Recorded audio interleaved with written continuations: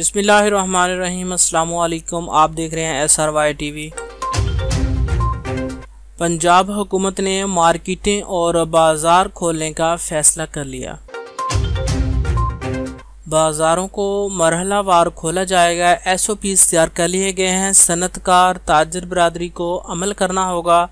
वज़ीर आला पंजाब उस्मान वज़ार।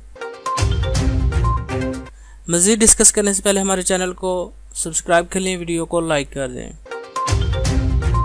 तफसीलात के मुताबिक आज वज़ीर आला उस्मान वज़ार ने एटमा के सरबराह की क़यादत में सनतकारों ताजरों ने मुलाकात की। वज़ीर आला पंजाब ने सनतकारों ताजरों के मसाइल जल्द हल करने की यकीन दहानी करवा दी कि हुकूमत सनतकारों और ताजरों के लिए मज़ीद आसानियाँ पैदा करेगी। वज़ीर आला ने कहा कि कारोबार चलने से ही आम आदमी को रोज़गार मिलेगा।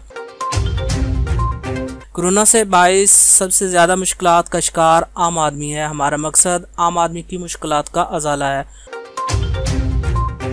उन्होंने कहा कि मरहलावार कारोबार की इजाज़त के लिए SOPs तैयार कर लिए गए हैं। सनतकार ताजर बरादरी को वज़ा करदा हदायत पर अमल करना होगा। इससे कबल पंजाब हुकूमत ने बाजार खोलने के लिए सिफारिशात वफाकी हुकूमत को पेश कर दी।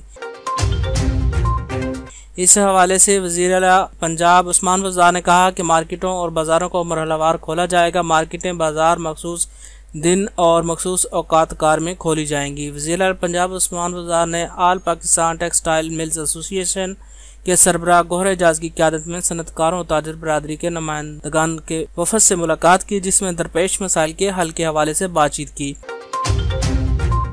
वज़ीर आला उस्मान वज़ार ने मसाइल जल्द हल करने की यकीन दहानी कराते हुए कहा कि कोरोना के बाइस सबसे ज़्यादा मुश्किलात का शिकार आम आदमी है। दोस्तों, अगर वीडियो पसंद आए तो इसे लाइक कीजिएगा, हमारे चैनल को सब्सक्राइब कीजिएगा। Thanks for watching. अल्लाह हाफिज़।